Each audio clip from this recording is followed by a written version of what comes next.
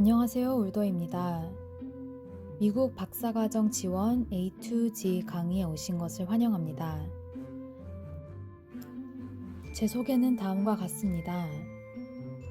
울더의 인간발달 실천본부는 상담학 심리학 자료를 제공하고 국내 해외 대학원 입시 자료를 제공하는 블로그입니다. 이 강의는 유학원 없이 미국 박사과정에 진학하기를 희망하는 분들을 위한 강의입니다. 학부 진학이나 어학연수가 아닌 석사, 박사 혹은 석박 통합 과정과 같은 대학원 레벨로의 미국 유학을 목표로 합니다. 특별히 상담 심리 그리고 임상 심리 전공으로의 진학에 특화된 내용을 다룹니다.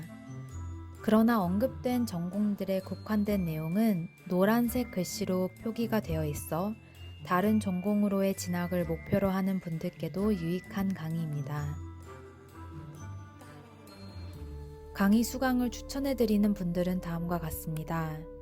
지금 혹은 나중에라도 미국 대학원 진학 계획이 있는 사람, 유학을 가고는 싶지만 현실적으로 어려울 것 같아 고민인 사람, 미국 카운슬링 대학원 진학에 대해 궁금하거나 전반적인 지원 과정에 대한 지식이 필요한 사람, 그리고 국내 학사 또는 석사 과정생 중에 졸업 후 바로 유학을 갈 방법을 찾고 있는 사람입니다.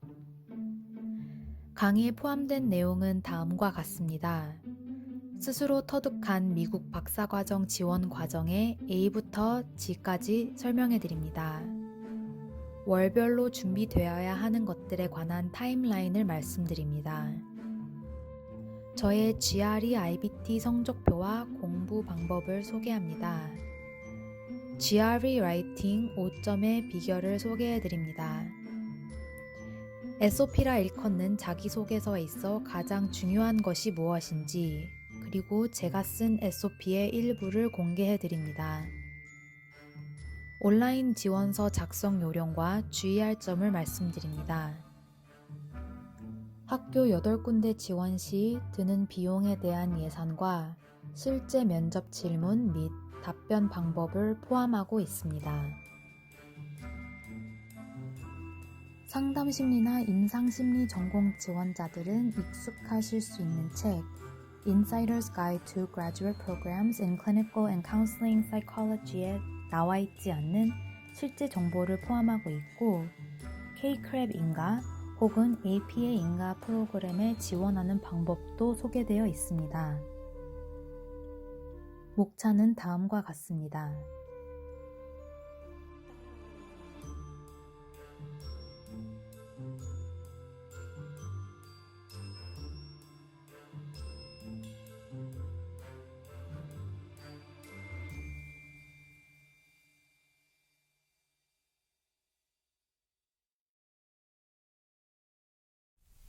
어떤 경우에 미국으로 박사를 가는 것을 선택해 볼 수 있을까요?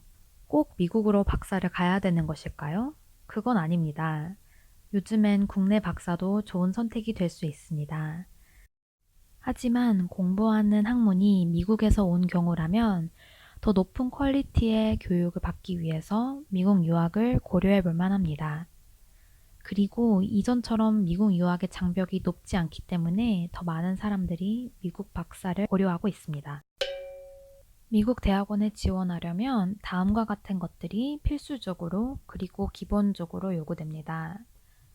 GRE 성적, IBT, 토플 성적, 그리고 간혹 GRE 서브젝트 성적이 요구되고요. 교수님 추천서 2-3개, 자기소개서, 이력서, 지원서, 학사 혹은 석사 성적표, 졸업증명서 혹은 졸업예정증명서, 기타 에세이, 증빙자료, 그리고 지원료가 요구가 됩니다. 적절한 준비 기간이 어느 정도 되는지, 다시 말해서 몇 월부터 유학 준비를 시작해야 되냐는 것을 많은 분들이 궁금해 하실 것 같은데요. 제가 생각했을 땐 최소 6개월 정도 필요합니다. 우선 GRE랑 IBT 점수 내는 게 가장 어려운데요. GRE의 경우는 한 번 보면 5년 동안 성적이 유효하기 때문에 미리 봐도 상관이 없습니다. 하지만 그 해에 GRE를 쳐서 그 해에 지원을 하려면 6개월 전에는 공부를 시작하셔야 점수를 여유 있게 내서 그 해 12월에 지원을 할 수 있는 것 같습니다. 그러나 꼭 말씀드리고 싶은 점은 6개월 정도의 시간이 필요하다고 해서 5개월이나 4개월 내에 준비를 할 수 없다는 것은 아닙니다. 시간이 조금 빠듯해 보일지라도 그래도 올해에 지원하시기를 추천드립니다. 혹은 학교 혹은 직장에 다니고 있어서 지원하는 데에 모든 에너지를 쏟을 수 없을 것 같다. 그래서 천천히 해서 내년이나 내후년에 지원을 하고 싶다라고 생각하시는 분들이 계실 수도 있는데요. 저는 차라리 준비가 조금 덜 되었더라도 올해에 한번 그래도 지원을 해보는 것이 좋다고 말씀을 드립니다. 그 이유는 미국 박사 입학이라는 것은 준비를 많이 했다고 해서 붙는 것도 아니고 준비를 덜 했다고 해서 떨어지라는 법도 없습니다. 그만큼 그 개인의 자격보다 더 많은 변수가 작용하기 때문입니다. 예를 들어 그해 경쟁자들의 자격, 그해 교수가 뽑는 인원 등과 같은 학과 내부 사정, 그리고 또 미국 내 정치적 상황들도 변수로 작용을 하기 때문에 올해 더 낮은 GRE와 IBT 점수로도 합격을 할 수 있는 거고 내년에 더 높은 GRE, IBT 점수로도 떨어질 수 있습니다. 그러면 6개월 정도 준비를 한다고 생각하고 그 시간을 어떻게 분배를 하면 좋을지 이제부터 이야기를 해보도록 하겠습니다. 6월부터 9월, 6, 7, 9, 3개월 동안에는 시험 공부하는데 매진을 하는 것이 좋습니다. 이 3개월의 시간을 GRE 2달, IBT 1달, GRE 서브젝트 1달 이렇게 분배를 하시는 것이 좋을 것 같습니다. 그 말 뜻은 꼭 그렇게 2달, 1달, 1달씩 공부를 하라는 게 아니라 비율을 대충 그렇게 맞추면 좋다는 말씀이어서 만약에 준비할 시간이 더 많다면 GRE 공부하는 데는 4달을 사용하고 IBT 2달, GRE 서브젝트 2달 이렇게 사용을 할 수도 있을 것 같습니다. GRE 공부를 먼저 하시라고 말씀을 드리는 것은 GRE 시험 성적이 가장 중요하기 때문입니다. 그리고 GRE 시험이 이 셋 시험 중에서 가장 점수를 내기가 어렵습니다. GRE 공부를 하고 나서 IBT 시험을 치면 IBT 시험이 굉장히 쉽게 느껴집니다. 그렇기 때문에 가장 어려운 것부터 먼저 공부해야 시간 절약이 됩니다. 그러면 6월부터 9월까지 시험 공부를 해서 이 3가지 시험의 점수를 모두 확보하면 9월부터는 지원할 학교 목록을 만들어야 됩니다. 어느 학교에 지원을 할지 학교별로 리서치를 하고 엑셀 파일로 지원할 학교 목록을 만드는 것입니다. 만약에 지원하는 학교들 중에서 한국에서 받은 학위의 경우 성적표 공증을 하라고 요청하는 학교가 있다면 이때 9월 내로 성적표 공증을 신청을 해야 12월까지 그것을 학교에 안정적으로 제출을 할 수가 있습니다. 그러면 9월 내로 지원할 학교 목록을 만들었다면 10월까지는 레주메와 자기소개서를 써야 합니다.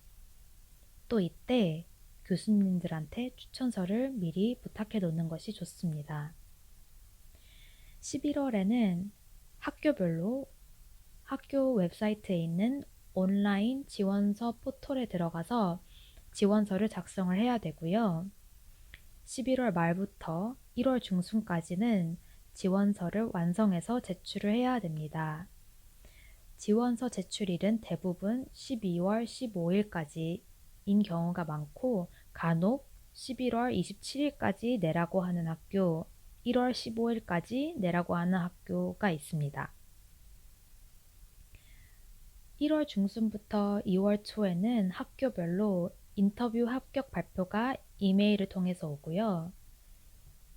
인터뷰 요청을 받은 학교들은 2월 중으로 인터뷰가 진행이 됩니다. 인터뷰가 끝나면 2월 중순부터 3월 말까지 계속 합격 발표가 나오고요. 4월 15일까지 학생들이 그 학교에 등록을 할지 말지 알려주게 되어 있습니다. 이 외에도 이 타임라인 전에 준비되어 있어야 하는 것들이 있는데요. 첫 번째로는 연구 실적 혹은 연구 경험입니다.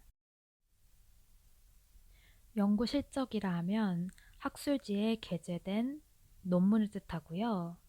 이것이 없더라도 교수님과 함께 프로젝트에 참여했다던가 하는 연구 경험이 이력에 많은 도움이 됩니다.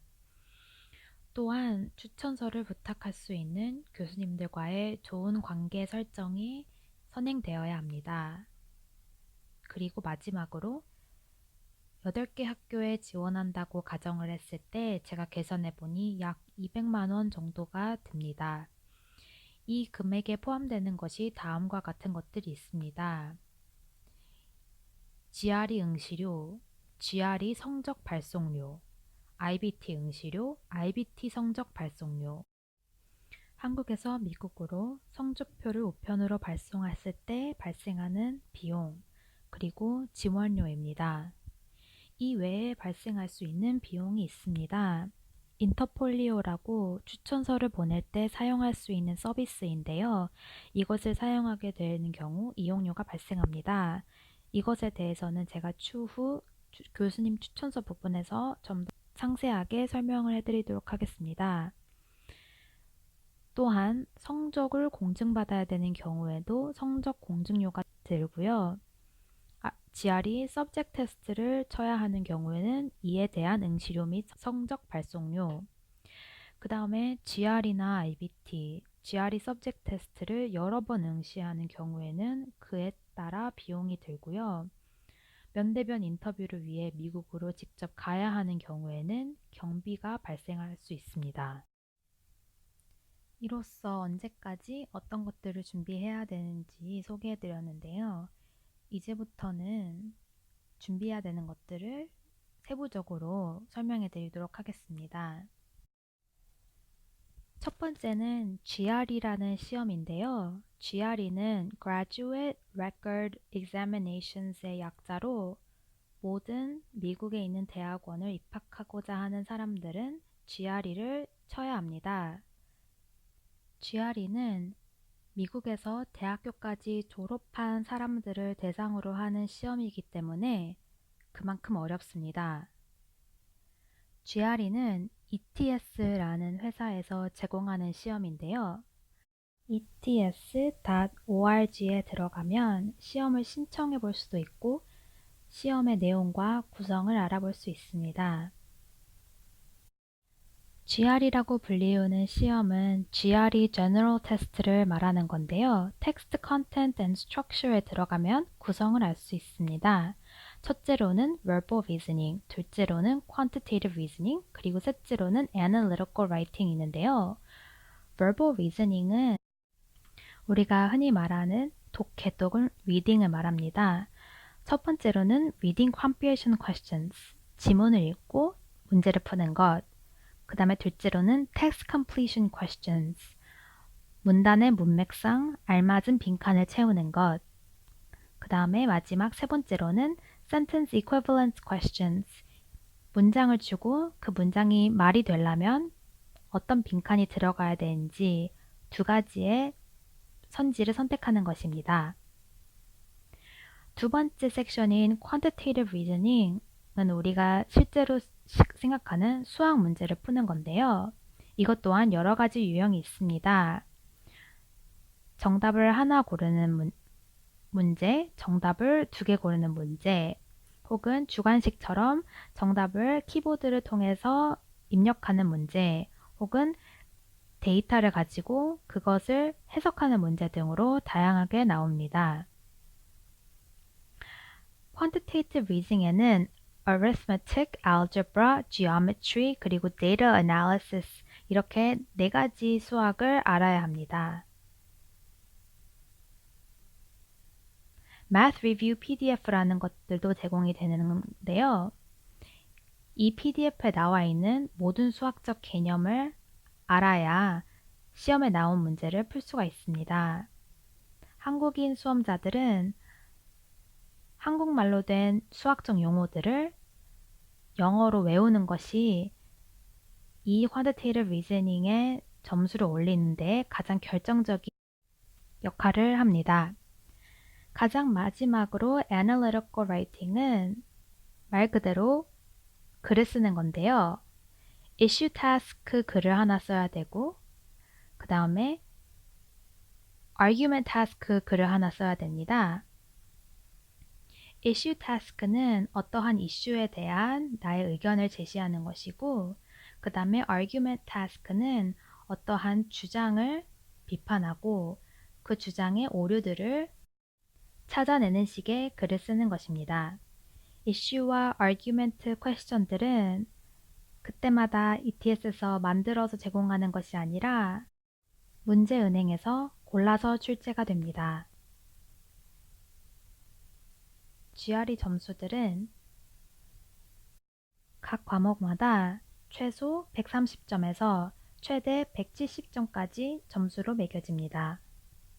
그렇다면 GRE General Exam의 몇 점 정도가 좋은 점수라고 할 수 있을까요? 그것은 전공에 따라 다릅니다. 예를 들어서 사회과학이나 인문학적 배경을 가진 학문에서는 verbal 점수와 writing 점수를 가장 중요하게 생각하고요. 예를 들어서 컴퓨터 사이언스 대학원으로 가고자 하는 학생들은 quantitative 수학 점수가 높아야 할 것입니다. 그러나 그럼에도 통용되는 좋은 점수에 대한 기준은 있는 것 같습니다. 여러 가지 자료를 취합해 봤을 때 좋은 점수란 흔히 verbal랑 quantitative 점수가 155점 이상, 그 다음에 writing 점수는 6.0 만점에 3.0 이상을 좋은 점수라고 하고요. 아주 좋은 점수가 되려면 verbal랑 quantitative는 160 이상, 그 다음에 writing은 적어도 6.0 만점에서 4.0 이상을 받으면 아주 좋은 점수라고 할 수 있습니다. 그렇다면 GRE 시험 공부는 어떻게 하는 것이 좋을까요? 독학을 하는 방법이 있고 학원을 다니는 방법이 있습니다. 독학을 하게 되면 좋은 점이 내가 약한 부분만 집중적으로 보완할 수 있다는 점입니다. 공부할 자료는 ETS 홈페이지의 예시문항, 모의고사 등으로 방대하고 서점에서 판매하는 밸런스나 카플란 혹은 프린스턴 리뷰와 같은 서적으로 다양합니다. 그러나 아무래도 독학의 어려움은 자기 관리입니다. 학교나 직장을 다니고 있는 경우에는 다른 할 것들이 너무나도 많아 GRE 공부는 뒷전이 되는 경우가 있을 수 있습니다. 그런 경우에는 해커스와 같은 학원을 다니는 것도 자기 관리를 하는 데 도움이 되는 나쁘지 않은 방법인 것 같습니다. 저도 해커스 주말반을 한 달 수강하였는데요. 유형을 익히고 시간 배분하는 데 도움이 된 것 같습니다. 이것은 저의 성적표입니다. 개인 정보는 지웠습니다. 버벌은 162점으로 91%일, 퀀티테이티브는 155점으로 58%일, 그리고 라이팅은 5.0점으로 92%일을 쳤습니다. 수학 점수가 아쉬웠는데 시간이 없어서 다시 시험을 치지는 않았습니다. 학원에 가든 안 가든 중요한 것은 버벌의 경우에는 단어를 외우는 것인 것 같습니다.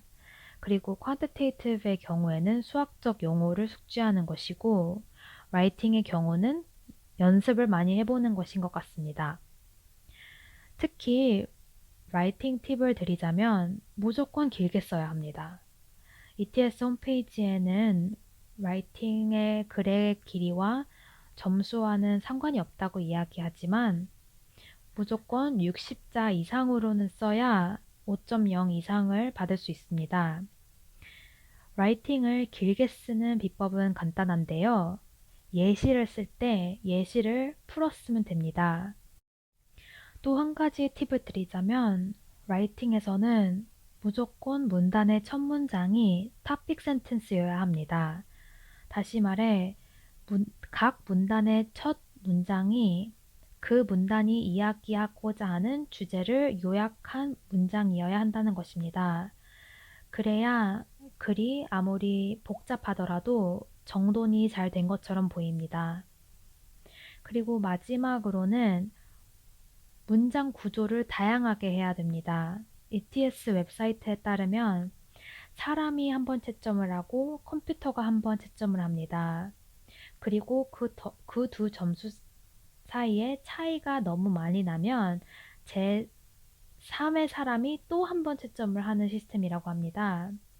컴퓨터 채점에서 높은 점수를 받으려면 아무래도 문장 구조를 다양하게 써야 되고 문법에 맞게 글을 써야 점수를 높게 받을 수 있습니다. 그리고 토플의 경우에는 4가지 과목이 있습니다. Reading, Listening, Speaking, Writing. 토플의 Reading은 GRE의 Verbal과 비슷하고요. 토플의 Writing은 GRE의 Writing과 비슷합니다. 그러나 토플에는 Quantitative, 수학이 있지 않습니다. 토플은 말 그대로 영어가 모국어가 아닌 사람들을 위한 시험입니다. 그렇기 때문에 영어 능력만을 책정하는 시험이고 GRE보다 난이도가 낮습니다. 그래서 GRE를 공부하고 시험 친 다음에 토플을 시험 치면 토플이 상대적으로 쉽게 느껴지면서 좋은 점수를 받기가 쉽습니다. 그러나 GRE에는 없는 과목들, 예를 들어 리스닝과 스피킹은 추가적으로 공부를 한 후에 토플을 보셔야 됩니다. 토플 라이팅에 대해서 한 가지 주의사항을 말씀드리자면 GRE의 경우에는 글을 길게 쓰는 것이 유일하지만 토플의 경우에는 그렇지 않습니다.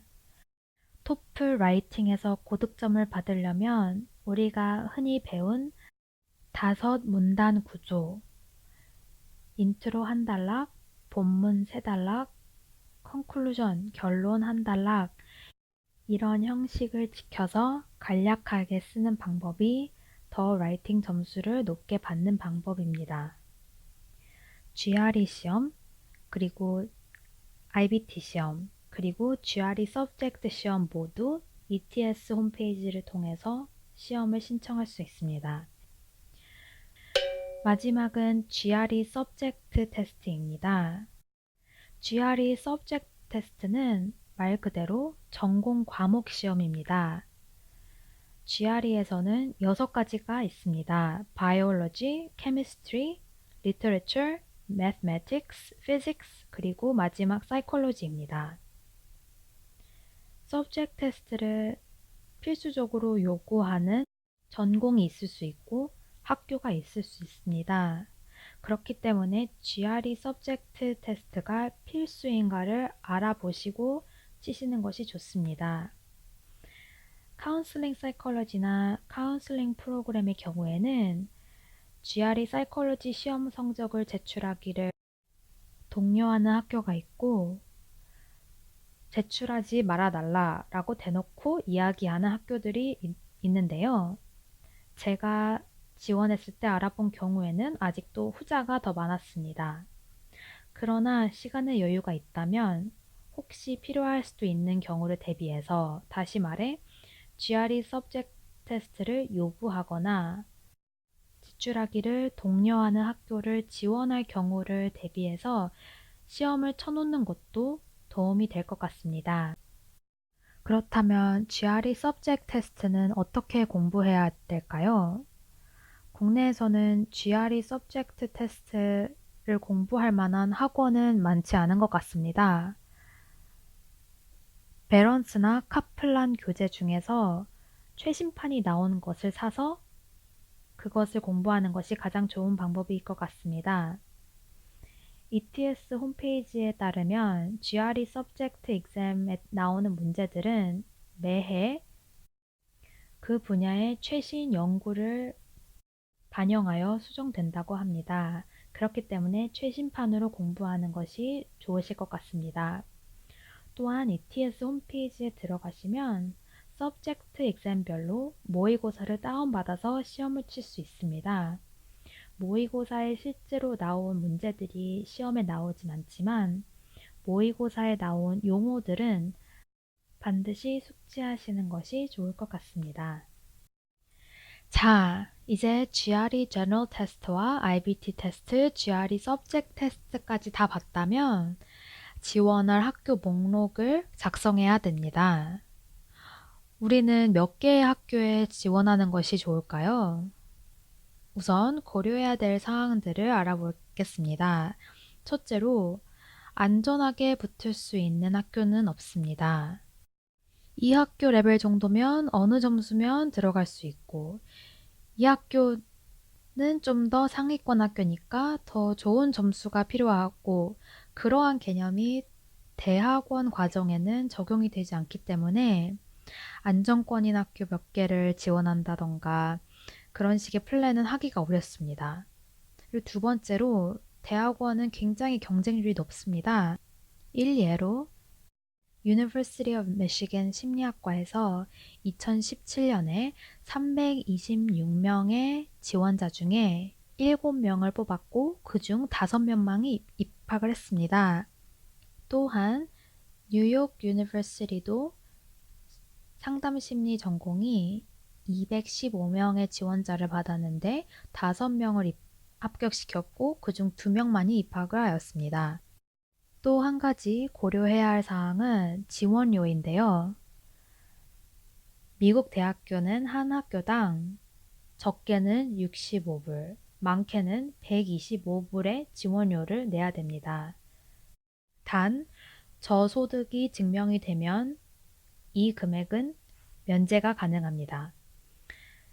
여러 개의 학교를 지원하게 되면 늘어나는 것은 지원료뿐만이 아닙니다. GRE 성적이나 IBT 성적을 보내게 될 때 당연히 더 많은 학교에 그 점수를 발송할수록 더 많은 비용이 요구됩니다. 또 한 가지 고려해야 될 것은 시간입니다. 지원서는 한 개를 작성해서 여러 학교에 보내는 것이 아니라 학교별로 따로 지원서를 작성해야 되는데요. 제가 해보니까 지원서 하나를 작성하는 데에 반나절 정도가 걸립니다. 지원서에는 개인정보를 입력하는 란, 나의 에듀케이션을 입력하는 란, 익스피리언스를 입력하는 란으로 다양한데요. 이것들을 하나하나 수기로 입력을 해야 되는데 그러다 보면 시간이 많이 걸리고요. 자기소개서도 학교별로 양식이 조금 다릅니다. 어떠한 정보를 꼭 포함해야 된다거나 몇 자 내로 작성해야 된다는 요청사항들이 있습니다. 그래서 결론적으로 말씀드리면 저의 리서치에 따르면 주변에서는 적게는 5개의 학교, 많게는 15개의 학교까지 지원하는 경우를 보았습니다. 저는 개인적으로 8개에서 10개 정도의 학교에 지원하는 것이 적당하다고 생각합니다. 8개에서 10개 정도의 학교를 지원한다고 가정합시다. 그렇다면 어떻게 그 많고 많은 좋은 학교들 중에서 8개에서 10개를 추릴 수 있을까요? 이때에도 고려해야 될 사항들이 있습니다. 상담 심리 혹은 상담 프로그램에 지원을 하게 되는 경우 중요한 것은 그 프로그램이 인가를 받은 프로그램이냐는 것입니다. 프로그램이 인가가 됐다는 것은 국가에서 인정을 하는 프로그램이라는 것으로 그 프로그램을 졸업을 했으면 자격증 시험을 칠 수 있는 자격이 주어집니다. 상담 프로그램은 크게 K-CREB인가 혹은 APA인가 이렇게 두 가지가 있는데요. 꼭 아크레디테이션을 받은 프로그램을 지원하시기 바랍니다. 그 외에도 그 분야에 유명한 학교들이 있을 것입니다. 그 학교가 유명하다는 것은 대학원의 경우엔 학교의 순위를 말하는 것이 유명한 아니라 교수가 있기 보통 때문에 유명한 학교들이 있습니다. 그 교수가 하는 리서치 연구 주제가 학계에서 인정을 받고 있고 그 연구 주제가 내가 관심 있는 연구 주제 혹은 내가 해왔던 연구 주제와 합치된다면 그것도 고려해 볼 수 있는 중요한 요소가 될 수 있습니다. 그 외에도 그 학교가 학생들에게 펀딩을 얼마나 많이 주는지 혹은 그 학교의 위치가 내가 살고 싶은 도시에 있는지 등 기타 개인에게 중요한 사항이 있을 것입니다. 그러한 것들을 리서치를 하면서 하나의 엑셀 파일로 정리를 하는 것이 유용할 것입니다. 일예로 이렇게 정리할 수가 있습니다. 첫 번째 칸에는 학교명을 적습니다. 미국 학교들의 경우 이름이 굉장히 긴 학교들도 많기 때문에 약자를 쓰지 말고 풀어서 쓰시기를 바랍니다. 예컨대 University of Wisconsin Madison과 University of Wisconsin Milwaukee는 다른 학교이기 때문에 끝까지 쓰지 않으면 나중에 헷갈릴 수 있습니다. 그 다음은 프로그램명 또는 그 프로그램이 속한 학과명입니다. 상담 프로그램의 경우 어떤 학교에는 심리학과에, 어떤 학교에는 교육학과에, 어떤 학교에는 인간발달학과에, 어떤 학교에는 응용심리학과에 이렇게 다양하게 있기 때문에 써놓지 않으면 헷갈릴 수가 있기 때문에 써놓는 것이 좋습니다. 그 다음은 도시명인데요. 도시명은 living expense, 다시 말해 그 학교를 다니게 될 경우 그 지역 물가를 알 수 있기 때문에 참고할 만한 내용입니다. 다음으로는 펀딩입니다. 그 학교가 학생들에게 펀딩을 얼마나 주는지, 학생의 몇 퍼센트가 펀딩을 받는지, 그리고 펀딩 받는 학생들이 몇 퍼센트의 펀딩을 받는지 이건 모두 기재하시기 바랍니다. 다음으로는 인터내셔널 스튜던트를 몇 퍼센트나 입학시키냐는 것입니다. 아예 국제학생이 없는 학교는 지원하는 것이 조금 리스크가 될 수 있겠습니다. 대부분 학생의 5% 내지는 25% 정도는 인터내셔널 스튜던트인 경우가 많습니다.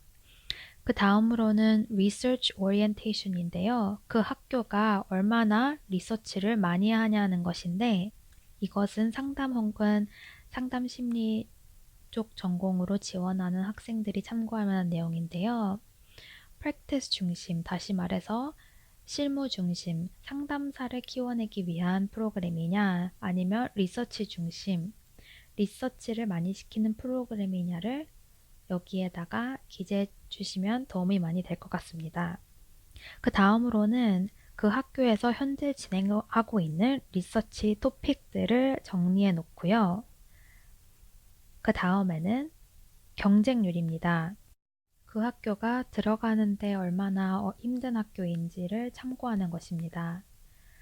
그 다음에는 입학 허가가 된 학생들의 GRE 혹은 GPA 학점 점수인데요. 나의 GRE 점수와 나의 학점과 비교해서 이 정도 점수면 입학생들과 크게 다르지 않은 점수구나 라는 것을 참고해 가시면 좋을 것 같습니다. 그리고 박사 과정마다 졸업하는 데 걸리는 시간이 상이합니다. 국내에서도 마찬가지이다시피 졸업을 잘 시켜주시는 교수님들이 계시고 졸업을 잘 안 시켜주시는 교수님들이 계실 수 있겠습니다. 그렇기 때문에 이것도 그 학교에 지원할 것인가 말 것인가를 판단하는 기준이 될 수 있을 것 같습니다. 그리고 이것은 GRE 코드를 작성하는 란인데요. 학교에 대한 리서치를 하다 보면 홈페이지에 GRE 코드가 몇 번이다 이렇게 적혀 있습니다. GRE 점수를 보낼 때가 돼서야 지원한 학교들 다 홈페이지를 다시 들어가서 GRE 코드를 찾아보고 지원하는 것은 시간이 너무 많이 소요되기 때문에 학교에 대한 리서치를 할 때 GRE 코드가 보이면 여기에다가 입력을 하시면 됩니다. ETS 방침상 GRE든 GRE 서브젝트든 점수를 보낼 때에는 학교 고유 GRE 코드 번호를 ETS 홈페이지에다가 입력을 함으로써 ETS가 학교에게 GRE 점수를 직접 인터넷으로 보내게 되어 있습니다. 그렇기 때문에 우리가 GRE 점수를 한국으로 받아서 그것을 다시 미국으로 발송하는 방법이 아니라, 그리고 그렇게 하더라도 그런 식으로 받은 점수는 인정하지 않습니다. ETS가 직접 학교에 보내는 점수만 유효하게 받습니다. 그 다음 두 가지 라이센셔이랑 인턴십 매치는 상담 프로그램에만 적용되는 것인데요. 졸업생 중 몇 퍼센트가 License to Practice Counseling, LPC에 합격을 하느냐에 대한 정보는 여기 입력하고, 그 다음에 졸업생 중에 몇 퍼센트가 추후 인턴십을 얻게 됐느냐, 취업 현황과 같은 맥락이죠. 그것도 여기에 기재를 하면은 그 프로그램이 얼마나 성공적인지 알 수 있는 척도가 되기 때문에 참고하는 데 도움이 될 것 같습니다. 그 다음은 그 학교 웹사이트인데요. 학교 웹사이트를 여기에다가 정리를 해 놓으면은 엑셀 파일을 통해서 쉽게 학교 정보를 찾아볼 수 있기 때문에 유용합니다. 그 다음으로는 그 학교가 원본 성적표를 요구하는지 여부를 기재하는 것입니다. 대부분의 학교는 학부든 석사든 성적표를 스캔해서 지원서에다가 업로드하는 것만으로도 인정을 합니다. 나중에 합격을 했을 경우에 원본을 보내게 되어 있습니다. 하지만 간혹 어떤 학교들은 지원하는 그 시점에서 원본 성적표를 요구하는 학교들이 있습니다. 그럴 경우에는 꼭 그것을 기억해서 직접 보내야 되겠죠. 그렇기 때문에 여기에다가 그것 또한 정리를 하는 것입니다. 그 다음은 이 학교가 인터폴리오를 통해서 추천서를 accept 하느냐 마느냐를 올리는 것인데요. 이 정보가 간혹 가다가 홈페이지에 기재가 되어 있기 때문에 그거를 보실 때 여기다가 정리를 하는 것이 좋습니다. 인터폴리오를 통해 추천서를 제출하는 방식에 대해서는 제가 추후 설명을 해드리도록 하겠습니다. 그 다음 마지막으로는 패스워드인데요. 학교에 지원서를 작성을 하려면 온라인 지원서 포털에 들어가서 회원 가입을 해야 됩니다. 헷갈리지 않게 하나의 패스워드로 통일을 하는 것이 좋겠지만 학교별로 웹사이트별로 조금씩 비밀번호 조건이 다를 수 있기 때문에 조금씩 비밀번호를 다르게 설정할 수도 있는데요. 그것을 헷갈리지 않게 여기다가 정리를 하는 것입니다. 마지막은 그냥 기타 사항, 검색하면서 그 학교에 인상 깊었던 것들이 있거나 그 학교에 대해서 잊고 싶지 않고 기억하고 싶은 사항들이 있으면 여기에다가 기재를 하면 좋겠습니다. 저는 이 부분을 그 학교의 인재사항을 적는데 많이 활용했습니다. 나중에 자기소개서를 사용할 때 학교별로 학교에 맞게 자기소개서를 조금씩 수정해야 되는데 그럴 때마다 학교의 인재상을 참고를 하는 것이 도움이 많이 되는데요. 그럴 때마다 학교 홈페이지를 다시 가서 찾아보면은 시간이 많이 소요되기 때문에 학교 목록을 만드는 시점에서 미리 적어 놓는 것이 많은 도움이 되었던 것 같습니다. 자, 그러면 이 엑셀 파일에 있는 이 많은 정보들을 어떻게 찾을 수 있을까요? 그 학교가 경쟁률이 어떻게 되는지, 펀딩을 얼마나 주는지, 이런 것들은 어떻게 알아볼 수 있는지 지금부터 살펴보도록 하겠습니다. 첫 번째로는 당연히 그 학교의 홈페이지입니다. 프로그램 홈페이지에 보면 지원하는데 어떠한 것들이 요구되는지, 언제까지 지원서를 제출해야 되는지, 인터뷰는 어떻게 진행되는지 등과 같은 정보들이 상세하게 나와 있고요. 그뿐만 아니라 Program Overview에 들어가면 Student Admissions, Outcomes and Other Data 이라는 PDF 파일이 대부분 있습니다. 이 정보는 법적으로 모든 프로그램에서 제공하게 되어 있기 때문에 홈페이지에서 찾아볼 수 있는데요. 각 해마다 몇 명이 입학했는지, 그리고 각 해마다 몇 명이 졸업했는지, 그리고 졸업하는데 몇 년이 소요되는지 등과 같은 정보들이 나와 있습니다. 뿐만 아니라 등록금이 얼마인지, 그리고 Financial Funding Package, 즉 대학원생들이 받을 수 있는 장학금은 어떤 것들이 있는지에 대한 정보도 나와 있습니다. 프로그램 홈페이지뿐만 아니라 봐야 할 것은 학교 전체의 대학원 홈페이지, 그리고 학교 전체의 어드미션 홈페이지입니다. 우리나라 학교 웹사이트를 들어가 봐도 대학원생들을 위한 홈페이지, 그리고 입학하고자 하는 학생들을 위한 페이지, 그리고 그 학과에 있는 학과 세부적인 프로그램 홈페이지가 따로따로 있듯이 모든 정보를 확인하는 것이 좋습니다. 그리고 이뿐만 아니라 교수님 연구실 홈페이지가 있을 수 있습니다. 교수님 연구실 홈페이지를 보면 실제 그 랩실 사람들이랑 교수님들이랑 같이 찍은 사진도 올라와 있고 그들이 현재 진행하고 있는 실질적인 연구에 대한 포스터, 논문 이런 것들이 올라와 있기 때문에 가장 큰 도움이 됩니다.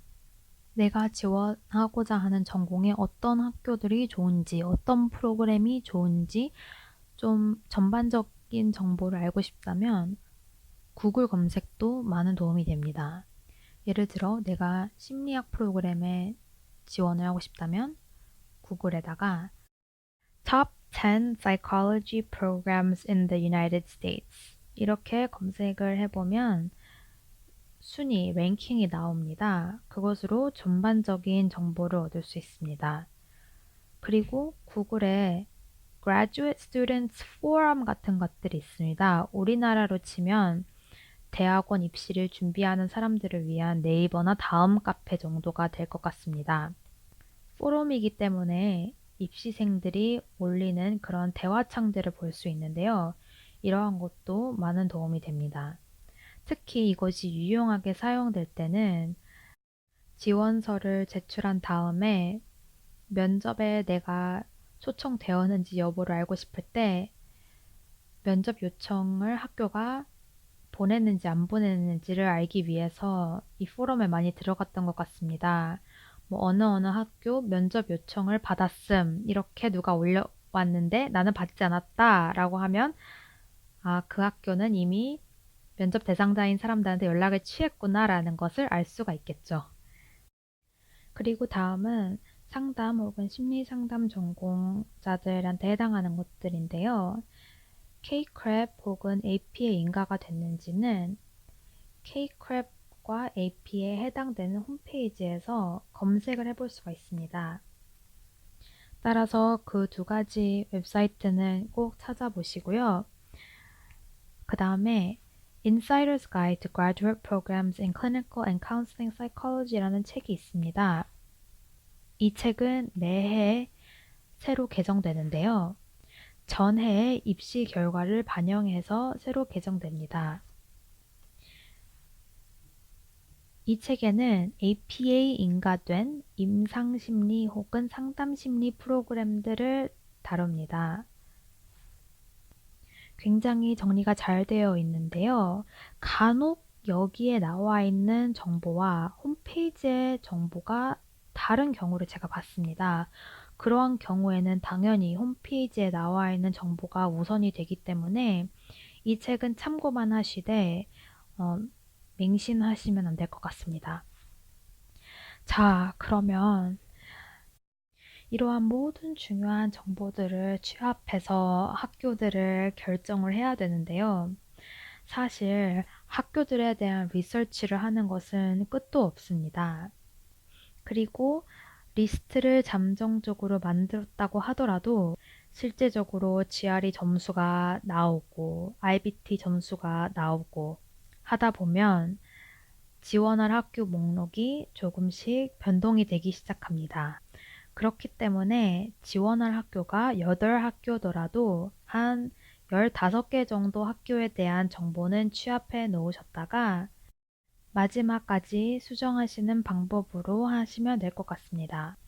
또 지금은 그 학교가 좋은 학교인지, 그 프로그램이 좋은 학교인지 정도만을 알아보는 시간이지, 어느 학교에 내가 제일 가고 싶은가, 내 마음속에 순위를 매기는 그런 시간이 아닙니다. 그것은 부질없는 일이죠. 합격 받은 다음에 합격받은 학교들을 대상으로 그러한 저울질을 하면 되는 것이고요. 지금 이 시점에서 그러한 순위 매기기까지 하려면 너무나도 많은 시간이 걸리기 때문에 그냥 좋은 프로그램인지 아닌지 그것 정도만 판별하는 시간이라고 생각하시면 될 것 같습니다.